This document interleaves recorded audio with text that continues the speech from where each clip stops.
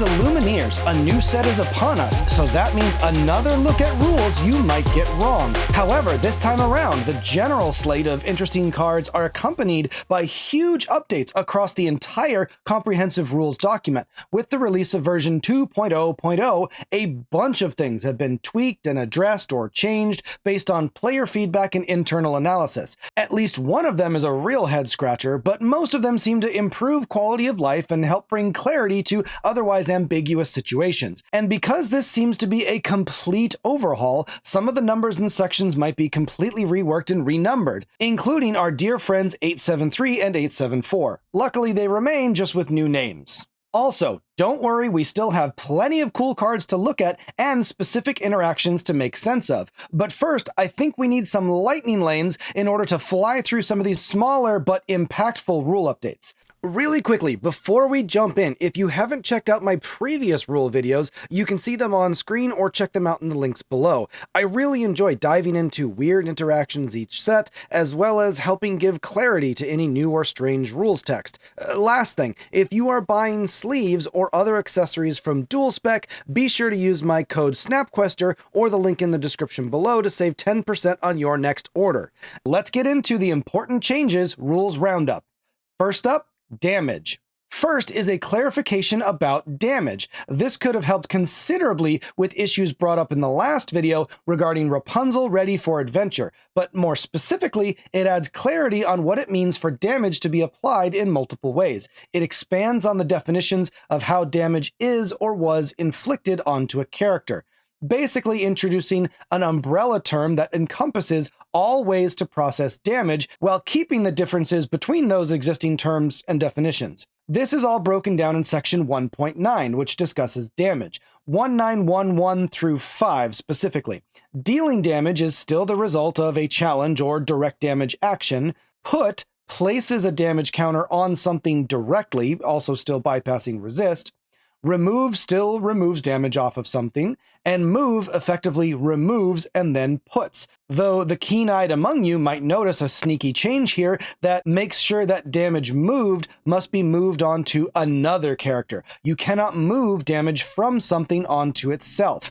But the new one here is take. This combines all ways damage can end up onto a character, whether it's dealt, put, placed, or moved. The main clarity comes from the following section 192, which states that some card text refers to a character or location that is damaged, is dealt damage, or was dealt damaged. These references mean the same thing as take damage for cards printed with that text. It is my understanding that this will allow the rules to continue to work as intended with existing cards, such that they don't need errata text changes, but allow them to streamline future rules text by using the term take as well. Looking back at our Rapunzel example, it's clear that the dealt damage part would require that, all other effects taken into account, a damage counter would need to be placed or queued up for placement in order to count as dealing damage, not putting or moving, in order for her effect to be used up as the next instance of damage. So fire the cannons on Rhino would still not constitute the next time a character would be damaged because they took no damage. This is relevant here because in Winterspell, we see the instance of this new phrasing on Lilo bundled up. It's a similar effect, but using the new updated text. She is a 2-questing uninkable 1/2 for 2 with the ability Extra Layers, which reads, during each opponent's turn, the first time this character would take damage, she takes no damage instead. In this case, this would apply to any instance of damage being placed on her, whether it's put there by a mosquito bite, dealt by a smash, dealt in a challenge, or moved by a Cheshire Cat. All of these involve a character taking damage. And just to wrap up damage, it's further clarified in 883 that putting damage does still bypass resist by stating outright, damage put or moved onto a character with resist isn't affected by the ability. That's always been the case, but it's good to see it clarified that placing a damage counter does indeed bypass resist, and helps cement the main mechanical differences between dealing damage and putting damage. Next, we are seeing a trend of formalization and unifying terms, and we continue that with inking a card, or specifically what it does and doesn't mean to ink a card. Previously, the rules text was a subsection of the main phase, 433, but now has its entire whole own section. There has been an understanding, but less than ideal technical definition of the different ways you can put cards into your inkwell. Colloquially, some of these different ways used to ramp ink or play ink have been phrased as to bell a card or sail a card, compared to tipo or fishbone a card. Each of these refer to extra cards you can put into your inkwell using various methods, in addition to your regular ink. Bell, Strange but Special, and Sail the Azurite Sea each require you to reveal the card before placing it in your inkwell, and that card must be inkable. Previously, this has been explained by citing the word additional, which means it should follow the standard inking procedure, be inkable and revealed, despite both cards saying face down. Tipo, Growing Sun, and Fishbone Quill, on the other hand, can place any card directly into the inkwell without following the inking rules. It can be any card, not revealed, inkable, or not. Mechanically speaking, cards like Bell and Sail allowed an additional ink to be played following the normal ink rules. Tipo and Quill put the card into your inkwell as a separate action from inking, so it doesn't have to follow those same rules. Section 4.2 clarifies inking, which details the specific process and requirements that we're usually familiar with. It must be inkable, it must be revealed, it goes directly into the inkwell, face down, and ready. Now, it's a common practice to leave that inked card face up as a reminder that you've inked for turn, and then turn it over at the end of turn, but this practice seems to actually actively break the ability to take further game actions. If we follow word for word in 4213, it states that turning the card face down marks the end of the inking process. 422 then states that other game actions can only take place afterwards. For the purposes of physical tabletop play, I know I'm going to personally be continuing this practice to help me keep track of my ink, but technically speaking, you shouldn't be able to take any other game actions until the inking action is fully complete. Anyway, here's the big clarification between sail type effects and tipo effects. As mentioned earlier, the previously agreed upon additional verbiage of bell and sail is now officially codified in 4231, meaning that another card is placed in the ink following all inking rules. And the text of tipo and quill, putting cards directly into the inkwell as a separate action, is clarified in 4232. The update accompanies a card which, prior to the changes, definitely required some clarification. Moana Curious Explorer is a very interesting card with minimal text that has a huge impact on the mechanics of the game. She's a 2-questing inkable 4/4 for 5 with the ability Ancestral Legacy, which reads, "You can ink cards from your discard." With my background in Magic, the first thing I thought of was immediately for Crucible of Worlds or Ramunap Excavator, which similarly allow you to play resources out of your discard. But in Moana's particular case, since her card text specifically uses the word ink as a verb, it's referring to the standard inking procedure shown earlier and outlined in 421, meaning any cards that are inked using Moana's ability must follow standard inking requirements of being inkable, revealed, and entering ready. Number 3, free. Next, something near and dear to my heart, playing things for free. In the 2.0 rules update, this means by which something could be played for free had options to it. Per Rule 4344 of the old rules document, the player announces how they intend to play the card, whether it's for its ink cost or for an alternate cost. If multiple alternate costs could apply to the card, the player may choose one and ignore the others for the purposes of playing the card.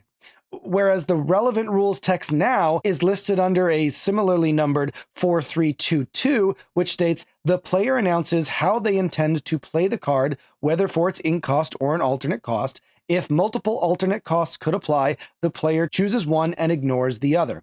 If the card is played for the alternate cost of for free, that alternate cost is immediately chosen and the player ignores all other costs to play the card. It's expanded further in section 155, stating specifically in 1553 and 4 that for free is considered an alternate cost, as defined in 617, that playing something for free would ignore all of its costs. So why does this matter? Honestly, in most situations, it doesn't, but it does shut off some possible shenanigans that could have been done previously, usually with characters that care about whether a song has been sung or not.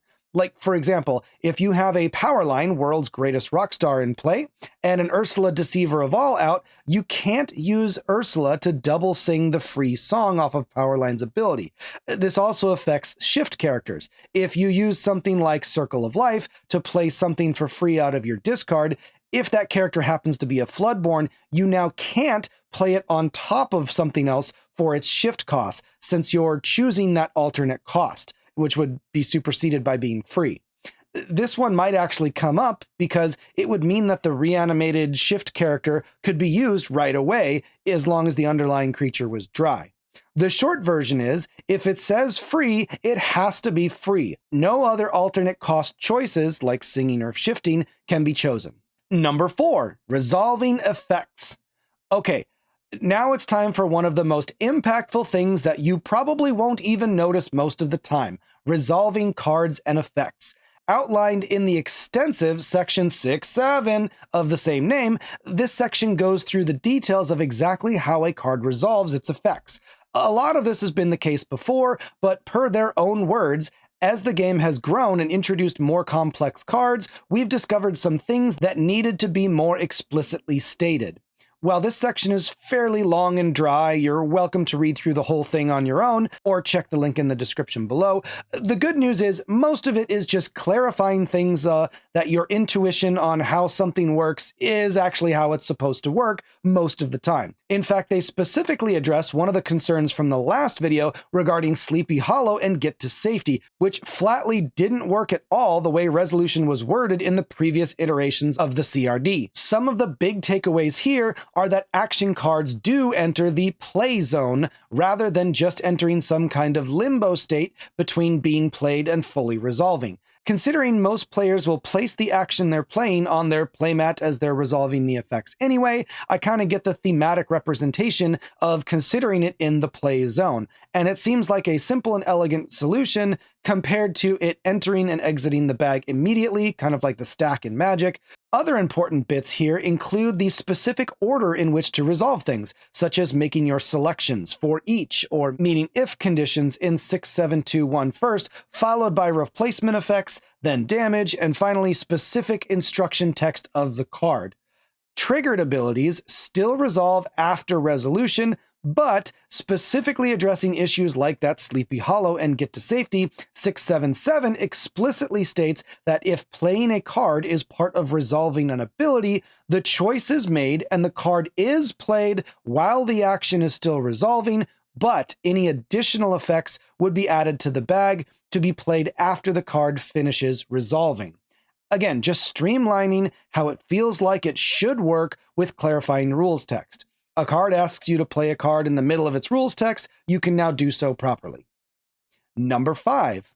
Our next example simplifies and streamlines the process of challenging. Previously, section 4.3.6 had 23 parts outlining the process of a challenge. That's a lot. And the revised and reworked section on challenging still has a lot, but this time it's at least divided into 9 subsections, but simplify the challenge itself into 2 main parts: challenge declaration and challenge damage. Here, declaration covers the 5 things needed to check or resolve in order to declare a challenge. First, to see if the character is dry, as it's been under your control since the beginning of your turn. Second is selecting the opposing exerted character to challenge.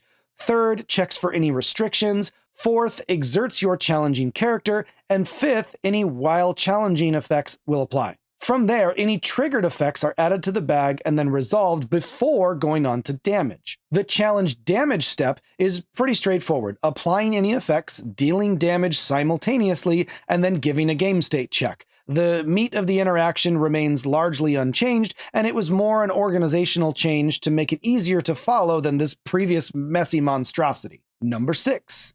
Decking out. All right, the last of the general rules updates that I want to talk about is a weird and kind of sad change to an alternate win condition also near and dear to my heart: decking somebody out. Under the previous rules, if you go to draw a card from an empty deck, you lose the game on the spot.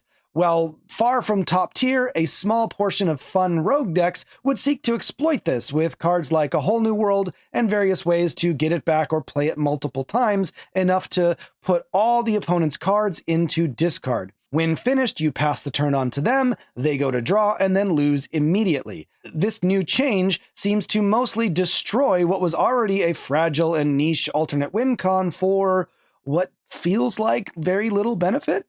The rules text added is in 1812, which reads simply, if a player's turn ends with no cards in their deck, that player loses the game. So the change here is that the check occurs at the end of turn, not the beginning, which gives the decked player one last turn to make a comeback and attempt to win themselves. I am really trying to understand the justification behind these changes, perhaps giving players a fleeting sense of hope against what was already an extremely rare occurrence. I don't know. Either way, it's a meaningful structural change. Okay, that was kind of a lot, but I still want to talk about some specific cards. If any of these cards addresses any new rules, we'll be sure to highlight those as well. In fact, let's do the very thing with our first of the new cards, number 7, Grandmother Willow. This glowing tree has shown up as quite a menace for early testing of Winterspell. As of writing this, we haven't seen her in main action, but hopefully this rule's clarification can tame some of the worst interpretations of its power so far. She is an uninkable 1/2 for 2 with the spicy ability Smooth the Way, which reads, once per turn, you pay 1 ink less for the next character you play this turn. Now, notably, the word may is not written here. You will use this ability, and it will be for the next character you play immediately after Grandmother Willow. In the general section of Section 6, discussing abilities, effects, resolving, and squinting our eyes down to 6.1.13, specifically the second one of these words, we see the term once stated as the ability that can happen only a single time within the specified period listed after the word once. So, playing Willow, your next and only your next character will have a discount, and it will have to have that discount. Okay, that all seems well and good, but what if I have 2 of them or 3 of them in play? What then? Well, let's say that I have 3 Grandmother Willows in my hand. What happens if I play them? Well, I go to play the first one, and it resolves as normal. I pay my 2 ink, and she is played. She is in play and is now looking for the next character I play. I go to play the second one, and without a May ability, I just pay 1 less ink to play the second one. Same thing goes for the third. Now, let's say that I begin my next turn with 3 Grandmother Willows in play. Each of them says I must reduce the cost of my next character by 1. Effectively, that means my first character for that turn is reduced by 3. So I could play a 5-drop for 2 ink, or a 3-drop for 0, or a 2-drop for -1? Now, wait a minute. If I'm an Amber, what if I have a Lilo Escape Artist in my discard with these 3 Willows out? What then? Well, as my first character for the turn, even before I draw a card, is the first character where I could use their effect to reduce the cost of Lilo by playing her from my discard for free, or at least for a reduced cost. However, even though I had only used up 2 instances of the ability to play her, thanks to 6.1.13.2, when I play my next character for turn, that third Willow will see the ability had resolved previously and that this isn't the first character this turn, and so it will have no effect, basically wasting the extra overflow discount. So yes, the discounts stack, so to speak, but they're also used up on the very first character played that's able to use the discount, whether you like it or not. Number 8, Tinkerbell. I wanted to include this one, not just because it's a fairly quick and easy rule, but because I am just so in love with this card, the art, and it just gives me another excuse to talk about it. Tinkerbell Snowflake Collector, she's a 3/3 for 3 with 2 abilities. The first, not a big deal. What we care about is the second. Spectacular Find reads, while you have 7 or more cards in your hand, this character gets +3 lore for a total of 4. Wow, that is a lot of lore. We don't necessarily care about that first ability, but the real question here is, how does Spectacular Find interact with other effects, specifically ones that allow you to draw a card? Say we have a Tinkerbell out and we play the card Wisdom of the Willow. That's an action which reads, for the rest of this turn, whenever one of your character's quests, draw a card. Let's look at some possible scenarios. For both of these examples, let's assume I have 6 cards in hand to start off with. In the first example, I have Tinkerbell and another character in play. I can quest with the other character first, which would trigger the delayed ability of Wisdom of the Willow, and I would draw a card, putting me at 7 cards in hand. Now, when I go to quest the Tinkerbell, her ability sees that I have 7 cards in hand and can quest for 1 plus 3 and a total of 4 lore. But what if Tinkerbell is my only character and I still have those 6 cards? Can the card gained by questing with her from that triggered ability gain me that extra lore as well? Unfortunately not. The process of questing is outlined in section 451, showing that a quest begins with a declaration, a check that may prevent from questing, then physically exerting the character, and then gaining the lore. It's only after that, in 452 and 3, that abilities are triggered by questing and can be added to the bag and resolved. So in this case, you've already gained the 1 lore from Tink when you are at 6 cards as the ability goes to resolve and you draw your 7th card.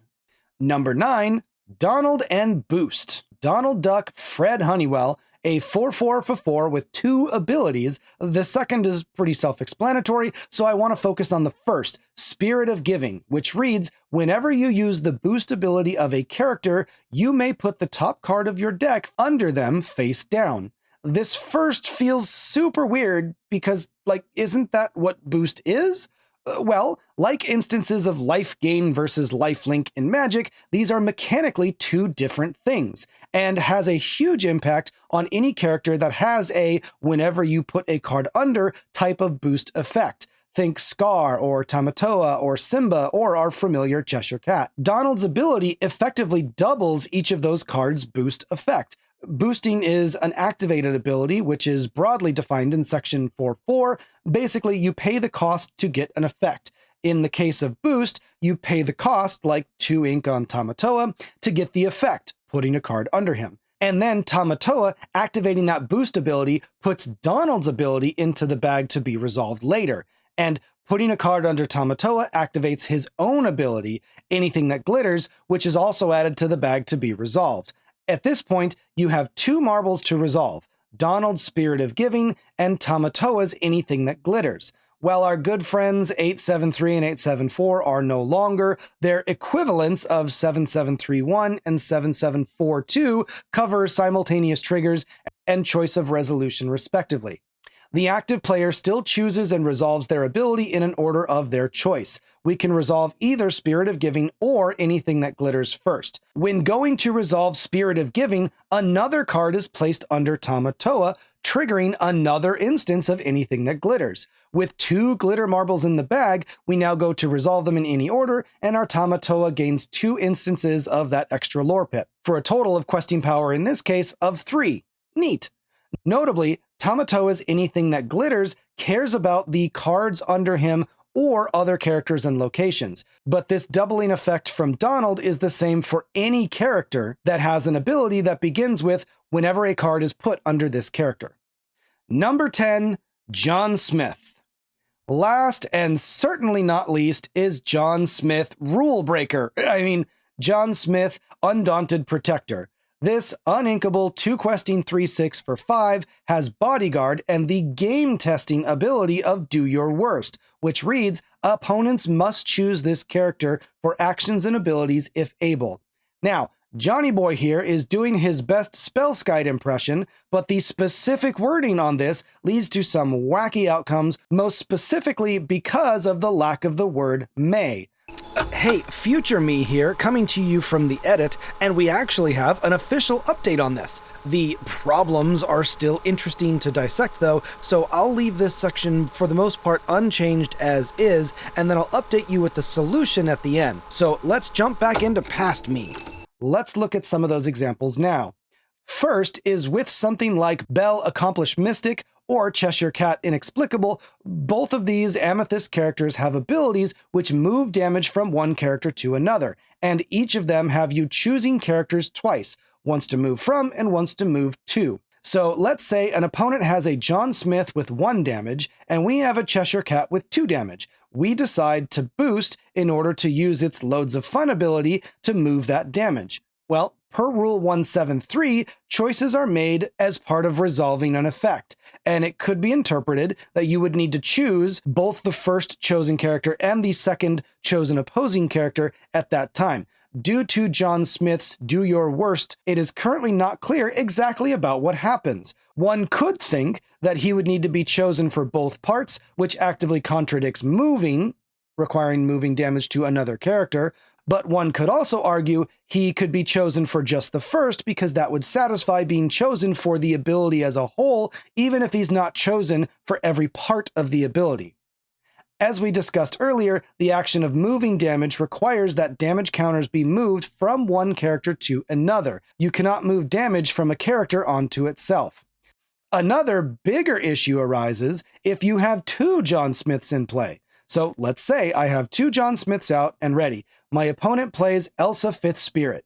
First of all, her ability is not a May. You have to exert something. And each of the John Smiths say that you have to choose him for any abilities or actions. So what happens? His ability specifically says opponents must choose this character for actions and abilities if able. So let's look at the first John Smith. He says I must choose him, so I attempt to choose him with Elsa's ability. However, the second John Smith sees my ability and says, hey, wait a minute, you have to choose me, and cites to you 176, claiming that you are attempting to make an illegal action, and you need to rewind the play and try again. So you do so, and now you choose the second John. But now the first one gives you that look and screams 176 right back at you. You kind of stare at both of them, shrug, and tell them, well, it looks like if I choose you, it's an illegal choice, but if I choose you, the other one, it's also an illegal choice. So if both of you individually are illegal choices, then per 177, my effect just fizzles and no one gets exerted. Well, here is the update. You'll see on screen the entirety of Kyle's post from Ravensburger clarifying the various situations involving John Smith. There's a lot here, so you can pause and read it if you'd like. The long story short breakdown is in the end of his last reply. Basically, if you have one John Smith, he must be chosen. For multiple choice up to effects, he has to be chosen first. For chosen to chosen, he must be chosen for all legal choices. For two Johns, either of them can be chosen. For multi-choice up to with two Johns, both must be chosen as the first two choices, and you can't choose the same one twice. And lastly, for multi-choice chosen to chosen, they can be chosen for either part, but must be chosen. And there you have it. Well, that certainly felt like a doozy of an update. Did I miss anything? Did I get anything wrong? Are there any updates to any of the weird pending issues that I might have missed? Let me know in the comments down below. And thanks for listening. I hope you learned something or at least enjoyed yourself, and I'll see you in the next one. Stay questing, stay winning. If you enjoyed that, please don't forget to like and subscribe, and if you want more gameplay or breakdown videos, check out the playlist and recommendations here.